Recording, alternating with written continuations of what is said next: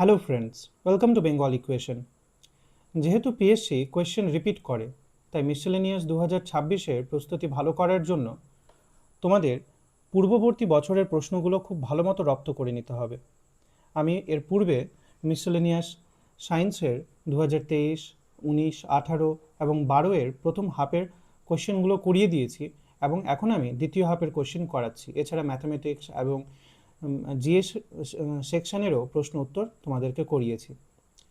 তাহলে কোনো session miss না করার জন্য এবং আমাকে মোটিভেট করার জন্য please subscribe to Bengal equation. তাহলে এবার সেশনটা শুরু করা যাক। প্রথম প্রশ্ন, এখানে বলা হয়েছে লাইট ওয়েভস আর আলোক তরঙ্গ হলো যান্ত্রিক তরঙ্গ, মেকানিক্যাল ওয়েভস, অনুদৈর্ঘ্য তরঙ্গ, লঙ্গিচুইডানাল ওয়েভস, তড়িৎ চুম্বকীয় তরঙ্গ, electromagnetic waves, none of the above. তাহলে মনে রাখবে, আলোক তরঙ্গ, রেডিও তরঙ্গ বা এই ধরনের তরঙ্গগুলো হচ্ছে আসলে তড়িৎচুম্বকীয় তরঙ্গ। তাহলে অপশন সি হচ্ছে কারেক্ট অ্যান্সার। অনুদৈর্ঘ্য তরঙ্গের মধ্যে কে পড়ে? অনুদৈর্ঘ্য তরঙ্গ বা যান্ত্রিক তরঙ্গ, এই দুটোর মধ্যেই কিন্তু সাউন্ড পড়ে, শব্দ পড়ে। পরের প্রশ্ন, survival of the fittest was coined by. Survival of the fittest এর উদ্ভাবক হলেন option A Darwin, option B Lamarck, option C Mendel, option D Weismann. তাহলে এর উত্তর আমরা জানি, যেহেতু আমরা খুব পড়ি এই প্রশ্নটা, খুব ইম্পর্টেন্ট প্রশ্ন। এর উত্তর হচ্ছে অপশানে ডারউইন। কিন্তু যদি এখানে অপশানে হারবার্ট স্পেন্সার দেওয়া থাকতো, তাহলে উত্তরটা কিন্তু হারবার্ট স্পেন্সার হতো, কারণ তিনি প্রথম সার্ভাইভাল অফ দ্য ফিটেস্ট বা যোগ্যতমের উদ্বর্তন এই কথাটা বলেছিলেন, বা এই কথাটা কয়েন্ড বাই হিম। পরের প্রশ্ন, A temperature of 300 degrees centigrade corresponds to an absolute temperature in Kelvin unit of, বা 300 ডিগ্রি সেন্টিগ্রেড তাপমাত্রা কেলভিন স্কেলে কত, সহজ কথায় বলতে গেলে। তাহলে মনে রাখা দরকার, কেলভিন স্কেলে হচ্ছে তাপমাত্রার মাপার একক, এবং সিজিএস একক, সেলসিয়াস হচ্ছে তাপমাত্রা মাপার একক। কেলভিন হলো এসআই একক এবং সেন্টিগ্রেড বা সেলসিয়াস হলো সিজিএস একক। এবার কোনো উষ্ণতাকে, সিজিএসের উষ্ণতাকে বা সেলসিয়াসের উষ্ণতাকে ক্যালভিনে করতে গেলে ক্যালভিনে তার মানটা হয় সেই উষ্ণতার পরিমাণ, মানে টি, এবং তার সঙ্গে 273কে যোগ করে দিতে হয়, 273। এবার এখানে যেহেতু টি এর মানটা, অর্থাৎ সেন্টিগ্রেড স্কেলে বা সেলসিয়াস স্কেলে মানটা হচ্ছে 300 ডিগ্রি সেন্টিগ্রেড, ক্যালভিনে আমরা ডিগ্রি ইউজ করি না, 300, এবং 273 যদি যোগ করি তাহলে উত্তরটা আমাদের হয়ে গেল 573 ক্যালভিন। তাহলে আমাদের উত্তর হবে 573, অপশন ডি। পরের প্রশ্ন, ইউনিট অফ ফ্রিকোয়েন্সিজ কম্পাঙ্কের একক হলো কেজি মিটার, না সেকেন্ড, না হার্টজ, না semi per second square. Second হলো সময়ের একক, সেমি পার সেকেন্ড স্কোয়ার হলো ত্বরণের একক, এবং হার্টজ হলো কম্পাঙ্কের একক।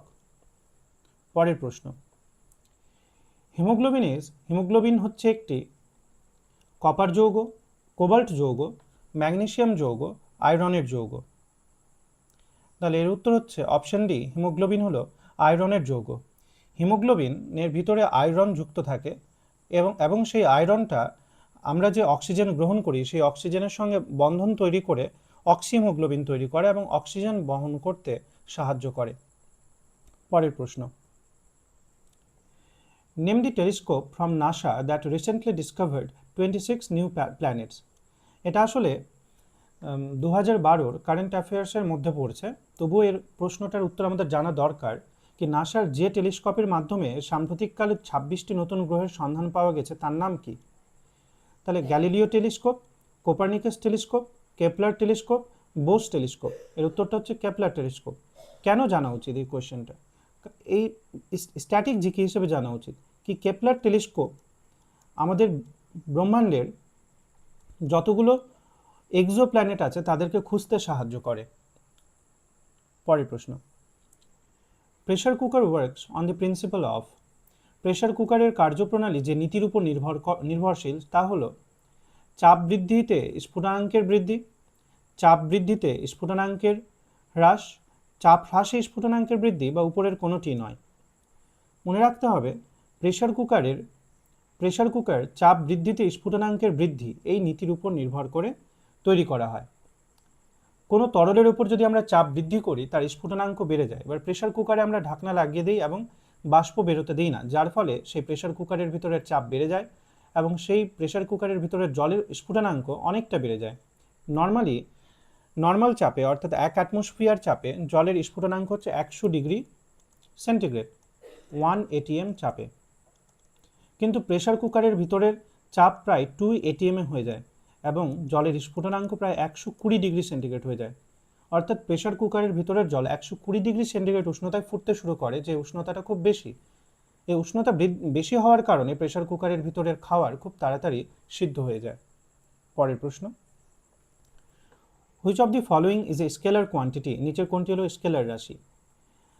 তাহলে আমরা জানি ভৌত রাশি দুই প্রকারের, একটা হচ্ছে ভেক্টর এবং একটা হচ্ছে স্কেলার। ভেক্টর হচ্ছে যার মান ও দিক উভয়ই আছে, কিন্তু স্কেলার আছে হলো যার শুধুমাত্র মান আছে, অর্থাৎ ম্যাগনিটিউড আছে শুধুমাত্র। এবার ভরবেগের কিন্তু মান এবং দিক উভয়ই আছে। ওজনের ভর এবং দিক উভয়ই আছে। ওজনের দিক কোনটা? ওজনের দিক হচ্ছে অভিকর্ষের দিকটাই হলো আসলে ওজনের দিক। ভরবেগের দিক হলো যে যে বস্তুটা বেগ নিয়ে গতিশীল হচ্ছে সে বেগের দিকটাই হলো আসলে ভরবেগের দিক, এবং বলের দিক হলো যেদিকে বল প্রয়োগ করা হচ্ছে সেটাই। কিন্তু শুধুমাত্র ভর, এর শুধুমাত্র মান আছে, কোনো দিক নেই। অতএব অপশন বি হলো কারেক্ট অ্যান্সার। অপশন বি হলো ভর হলো স্কেলার রাশি। পরের প্রশ্ন, who is the founder of Facebook? ফেসবুকের প্রতিষ্ঠাতা কে? এটা খুব সহজ প্রশ্ন। ফেসবুকের প্রতিষ্ঠাতা হচ্ছে মার্ক জুকারবার্গ। এবার বাকিরা যারা আছেন, বিল গেটস হলেন মাইক্রোসফটের প্রতিষ্ঠাতা। MS অফিস আমরা প্রচুর ব্যবহার করে থাকি। স্টিভ জবস হচ্ছেন, এটা তো আমরা জানি, অ্যাপেলের প্রতিষ্ঠাতা, সহ প্রতিষ্ঠাতা, এবং নারায়ণ মূর্তি ইনি হচ্ছেন ইনফোসিসের প্রতিষ্ঠাতা। পরের প্রশ্ন, enzymes are organic compounds of protein category. Enzyme হলো প্রোটিন শ্রেণীর জৈব যৌগ যেগুলি জৈবনিক প্রক্রিয়াসমূহে প্রভাবকের কাজ করে, রক্ত অক্সিজেন জোগাড় দেওয়ার কৌশলে সহায়তা করে, দেহে গ্লুকোজ এর ব্যবহারের পদ্ধতি ও হার নিয়ন্ত্রণে সাহায্য করে, বংশগতি বজায় রাখতে সাহায্য করে। তাহলে এনজাইম বা উৎসেচক হলো এক ধরনের জৈব অনুঘটক। আমরা যে কি জানি, অনুঘটক কোনো বিক্রিয়া, কোনো রাসায়নিক বিক্রিয়ার গতিকে নিয়ন্ত্রণ করে, তার গতি বাড়ায় বা কমায়। একইভাবে এনজাইমগুলো হলো জৈব অনুঘটক যা কোনো জৈবনিক প্রক্রিয়ার গতিকে নিয়ন্ত্রণ করে। অর্থাৎ অপশন এ হচ্ছে আমাদের correct answer. Act as catalysts in life processes. পরের প্রশ্ন, the disease transmitted by blood. কোন রোগ রক্ত দ্বারা সংক্রামিত হয়? Cholera, tuberculosis, AIDS, polio. তাহলে অপশন সি হচ্ছে কারেক্ট অ্যান্সার। এইডস রক্ত দ্বারা সংক্রমিত হয়। এইডসের পুরো নাম হচ্ছে অ্যাকোয়ার্ড ইমিউনো ডেফিসিয়েন্সি সিনড্রোম, এবং এইডস এই রোগটা হয় HIV ভাইরাসের দ্বারা। HIV এর পুরো নাম কি? Human immunodeficiency virus. পরের প্রশ্ন, সোপ সাবান হলো sodium and potassium salts of higher fatty acids, sodium salts of sulphonic acids, high molecular mass alcohols, mixture of glycerol and phenol. তাহলে সাবান হলো আসলে উচ্চতর ফ্যাটি অ্যাসিডের সোডিয়াম এবং পটাশিয়াম লবণ। উচ্চতর ফ্যাটি অ্যাসিড কারা? উচ্চতর ফ্যাটি অ্যাসিড হচ্ছে যেমন স্টিয়ারিক অ্যাসিড। স্টিয়ারিক অ্যাসিড আসলে 12 কার্বনযুক্ত একটা ফ্যাটি অ্যাসিড। এই 12 কার্বনযুক্ত বা তার বেশি কার্বনযুক্ত হওয়ার কারণে এদেরকে উচ্চতর ফ্যাটি অ্যাসিড বলা হচ্ছে। এরা সোডিয়াম, যেমন স্টিয়ারিক অ্যাসিড সোডিয়ামের সঙ্গে বিক্রিয়া করে সোডিয়াম স্টিয়ারেট, পটাশিয়াম লবণ স্টিয়ারিক অ্যাসিডের সঙ্গে বিক্রিয়া করে পটাশিয়াম স্টিয়ারেট তৈরি করে এবং তারপরে সাবান তৈরি হয়। পরের প্রশ্ন, তাহলে আগের প্রশ্নের সঠিক উত্তরটা কি? অপশানই হচ্ছে সঠিক উত্তর। পরের প্রশ্ন, which of the following is an or of aluminium? নিচের কোনটি অ্যালুমিনিয়ামের আকরিক? Haematite, dolomite, bauxite, carnallite. তাহলে অ্যালুমিনিয়ামের আকরিক হচ্ছে আসলে বক্সাইট। বক্সাইটের সংকেত কি? Al2 O3 2H2O, এটা হলো বক্সাইটের সংকেত। এবার হিমাটাইট কার আকরিক? তাহলে হিমাটাইট হচ্ছে লোহার আকরিক, আয়রনের আকরিক হলো হিমাটাইট। ডোলোমাইট কার আকরিক? ডোলোমাইট হলো ম্যাগনেসিয়াম এবং ক্যালসিয়ামের আকরিক। ডোলোমাইট হলো ম্যাগনেসিয়াম অ্যান্ড ক্যালসিয়ামের আকরিক। কার্নালাইট কার আকরিক? কার্নালাইট হলো পটাশিয়াম এবং ম্যাগনেসিয়ামের আকরিক। পরের প্রশ্ন, night blindness is due to the lack of which vitamin? কোন ভিটামিনের অভাবে রাতকানা রোগ হয়? Vitamin A, vitamin B, vitamin C না ভিটামিন কে? তাহলে আমরা সকলেই জানি, খুব আসেও প্রশ্নটা পরীক্ষায়, ভিটামিন এ হচ্ছে রাতকানা রোগের কারণ। কেন রাতকানা রোগ ভিটামিন এ এর অভাবে হয়? আমাদের রাত্রেবেলা বা মৃদু আলোতে কোনো কিছু দেখার জন্য রডকোষের দরকার, এবং সেই রডকোষের তৈরির জন্য রোডোপসিন নামক একটা রঞ্জক দরকার।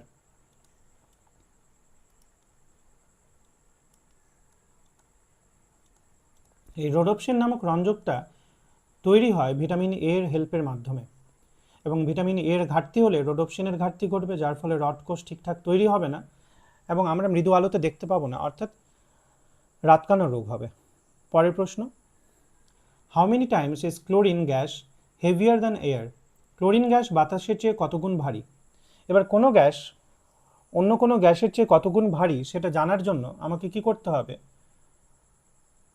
ধরে নিলাম ক্লোরিন গ্যাসের ক্ষেত্রেই দেখাই, তাদের আণবিক গুরুত্ব জানতে হবে। যেমন ক্লোরিন গ্যাসের আণবিক গুরুত্ব হচ্ছে 71, যেহেতু ক্লোরিন পরমাণুর পারমাণবিক গুরুত্ব হচ্ছে 35.5, তার আণবিক গুরুত্ব হচ্ছে 71, এবং বায়ুর গড় আণবিক গুরুত্ব হচ্ছে, গ্যাসের ক্ষেত্রে বা বায়ুর ক্ষেত্রে গড় আণবিক গুরুত্ব হচ্ছে 29, প্রায় 29। এবার যেহেতু ক্লোরিন কত গুণ ভারী সেটা দেখাবো, তাই ক্লোরিনের আণবিক ভরকে বায়ুর আণবিক ভর দিয়ে ভাগ দিয়ে দিব, আর এই মানটা প্রায় 2.5 এর সমান, অর্থাৎ অপশন বি হবে আমাদের কারেক্ট অ্যান্সার। পরের প্রশ্ন, when chlorine reacts with excess of ammonia the products are? অতিরিক্ত অ্যামোনিয়ার সঙ্গে ক্লোরিনের বিক্রিয়ায় উৎপন্ন পদার্থগুলি হলো অ্যামোনিয়াম ক্লোরাইড এবং nitrogen chlorate, ammonium chloride nitrogen, NCl3 এবং হাইড্রোক্লোরিক অ্যাসিড, নাইট্রোজেন এবং হাইড্রোক্লোরিক অ্যাসিড। তাহলে অতিরিক্ত অ্যামোনিয়া মানে 8 অণু অ্যামোনিয়া, 8 NH3 এবং 3 অণু ক্লোরিন, এদের বিক্রিয়ায় আসলে 6 অণু অ্যামোনিয়াম ক্লোরাইড তৈরি হয় এবং সঙ্গে নাইট্রোজেন গ্যাস তৈরি হয়। অর্থাৎ আমাদের উত্তরটা হচ্ছে option B, ammonium chloride plus nitrogen gas.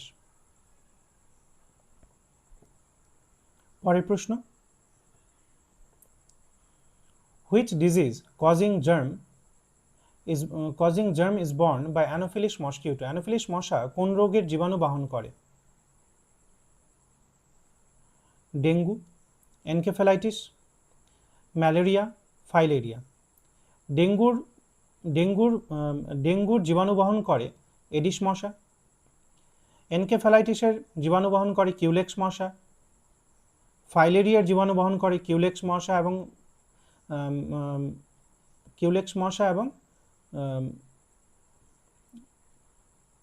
Anopheles মশা, এবং ম্যালেরিয়ার জীবাণু বহন করে অ্যানোফিলিস মশা। তাহলে অ্যানোফিলিস মশার জন্য একদম যদি সবথেকে সঠিক উত্তর দেওয়া হয় তাহলে ম্যালেরিয়া, অপশন সি। পরের প্রশ্ন, insulin is secreted from? Insulin নিঃসৃত হয় কিডনি থেকে, পিটুইটারি গ্রন্থি থেকে, প্যানক্রিয়াস থেকে, থাইরয়েড থেকে। তাহলে কিডনি থেকে তো কোনো হরমোন খরিত হয় না। পিটুইটারি থেকে যে হরমোনগুলো খরিত হয় তারা হচ্ছে somatotropic hormone, ACTH, ADH। Thyroid থেকে খরিত হরমোন হচ্ছে থাইরক্সিন। প্যানক্রিয়াস হচ্ছে একটা মিশ্র গ্রন্থি। এই মিশ্র গ্রন্থির ভিতরে আইলেটস অফ ল্যাঙ্গারহ্যান্স বলে এক ধরনের গ্রন্থি আছে, অন্তঃক্ষরা গ্রন্থি, যার বিভিন্ন ধরনের কোষ আছে, আলফা কোষ, বিটা কোষ, ডেল্টা কোষ। এই বিটা কোষ থেকেই কিন্তু ইনসুলিন ক্ষরিত হয়, অর্থাৎ অপশন সি হচ্ছে আমাদের কারেক্ট অ্যান্সার, কি প্যানক্রিয়াসের আইলেটস অফ ল্যাঙ্গারহ্যান্সের বিটা কোষ থেকে ক্ষরিত হয়। পরের প্রশ্ন, where do you see stomata in lotus leaf? পদ্ম ফুলের পাতায় কোথায় স্টোমাটা দেখতে পাওয়া যায়? পাতার কেবলমাত্র উপরি অংশে, পাতার কেবলমাত্র নিম্ন অংশে, পাতার নিম্ন উপর উভয় অংশে, উপরের কোনোটিই নয়। স্টোমাটা মানে হচ্ছে পত্ররন্ধ্র, যার মাধ্যমে বায়ুর আদান প্রদান বা জলীয় বাষ্পের আদান প্রদান হয়। যেহেতু পদ্মপাতা জলে ভেসে থাকে, তাই পদ্মপাতার নিচের অংশে থাকে জল লেগে থাকে, একমাত্র উপরের অংশটাই বায়ুর সংস্পর্শে থাকে, তাই পদ্মপাতার উপরের অংশে, কেবলমাত্র উপরি অংশে স্টোমাটা দেখা যায়। পরের প্রশ্ন, তাহলে অপশন এ হচ্ছে correct answer. Next question, which of the following radiations have the maximum penetrating পাওয়ার?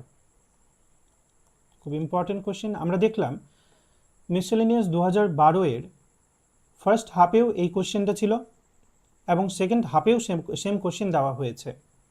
অপশনগুলো কি? আলফা রশ্মি, বিটা রশ্মি, গামা রশ্মি, আলোক রশ্মি। আলফা রশ্মি আমাদের স্কিন ভেদ করতে পারে না, তাই এদের ভেদন ক্ষমতা তুলনামূলক কম। বিটা রশ্মি আমাদের স্কিন ভেদ করতে পারে, কিন্তু স্কিনেরই ক্ষতি করে সাধারণত, তাহলে এদের ভেদন ক্ষমতা, বিটা রশ্মির ভেদন ক্ষমতা আলফা থেকে বেশি। কিন্তু গামা রশ্মি আমাদের স্কিন ভেদ করে, অঙ্গ প্রত্যঙ্গকে ভেদ করে, কোষকে নষ্ট করে দিয়ে ডিএনএকে নষ্ট করে দিতে পারে। তার মানে সবচেয়ে বেশি ভেদন ক্ষমতা হচ্ছে গামা রশ্মি। আলোক রশ্মি আমাদের স্কিন বা কোনো জড় পদার্থকে ভেদ করতে পারে না। তাহলে গামা, অপশন সি হচ্ছে correct answer. Next question, kilowatt hour is the unit of, kilowatt hour কিসের একক? ক্ষমতার একক, বলের একক, শক্তির একক, ভরবেগের একক? ক্ষমতার একক হচ্ছে ওয়াট, বলের একক হচ্ছে নিউটন ডাইন, ভরবেগের একক যদি আমরা বলি তাহলে হচ্ছে কেজি, এসআইতে যদি বলি কেজি মিটার পার সেকেন্ড। তাহলে এলিমিনেশন মেথডের মাধ্যমে আমরা পাচ্ছি এনার্জির এককটা হচ্ছে কিন্তু কিলোওয়াট আওয়ার। এই কিলোওয়াট আওয়ার আসলে শক্তির বাণিজ্যিক একক। 1 কিলোওয়াট আওয়ার মানে হলো 1 কিলোওয়াট আওয়ার, এটা মানে হলো আসলে 1 ইউনিট। আমাদের বাড়িতে যে ইউনিট ক্যালকুলেট করা হয়, ইলেকট্রিক বিল যে তৈরি করা হয়, ইউনিট এককে তৈরি করা হয়। 1 ইউনিট মানে 1 কিলোওয়াট আওয়ার। পরের প্রশ্ন, the metal first discovered by, এটা সায়েন্সের প্রশ্ন না, চলে এসছে, যাই হোক, তাহলে এটা হোমওয়ার্ক দিয়ে দিলাম, এটা উত্তর তোমরা করবে। পরের প্রশ্ন, which of the following pairs is আইসো ইলেকট্রনিক? নিচের যুগ্মগুলির মধ্যে কোনটি সম ইলেকট্রনীয় বা আইসো ইলেকট্রনিক? আইসো ইলেকট্রনিক মানে হচ্ছে একই সমান ইলেকট্রন থাকবে দুটো যৌগতে বা দুটো মৌলতে, বা একটা মৌল এবং একটা যৌগ, এদের মধ্যে ইলেকট্রনের সংখ্যা সমান। তাহলে এটা আমাদেরকে ক্যালকুলেট করতে হবে। প্রথমে এখানে অপশানগুলো দেখা যাক। অপশানগুলোর প্রত্যেকটা যৌগই বা প্রত্যেকটা মৌলই নাইট্রোজেন, কার্বন এবং অক্সিজেন দিয়ে দেওয়া আছে। নাইট্রোজেনের মোট ইলেকট্রন সংখ্যা হচ্ছে 7টা, কার্বনের মোট ইলেকট্রন সংখ্যা 6টা এবং অক্সিজেনের মোট ইলেকট্রন সংখ্যা হচ্ছে 8টা। এবার প্রথম পেয়ারটার জন্য যদি আমরা ক্যালকুলেট করি N2 এর জন্য, N2 এবং কার্বন মনোক্সাইডের জন্য, তাহলে N2 এ একটা নাইট্রোজেনের 7টা থাকে, তাহলে দুটো নাইট্রোজেনের 7 দুগুণে 14টা ইলেকট্রন, এবং কার্বন মনোক্সাইডে 6 + 8 14টা ইলেকট্রন। তাহলে N2 এবং কার্বন মনোক্সাইড এই দুটোতে ইলেকট্রনের সংখ্যা কিন্তু সমান, তাহলে এরা হচ্ছে আইসো ইলেকট্রনিক। তাহলে অপশন এ, অর্থাৎ আমরা খুব তাড়াতাড়ি পেয়ে গেলাম, অপশন এ হচ্ছে কারেক্ট অ্যান্সার। একই রকমভাবে বাকি অপশনগুলোর ক্ষেত্রে আমরা ইলেকট্রন সংখ্যা চেক করে নিতে পারি। তাহলে আজকে আমাদের সেশন এখানেই শেষ হচ্ছে। Please subscribe to Bengal equation two motivate me for bringing this type of sessions. Thank you.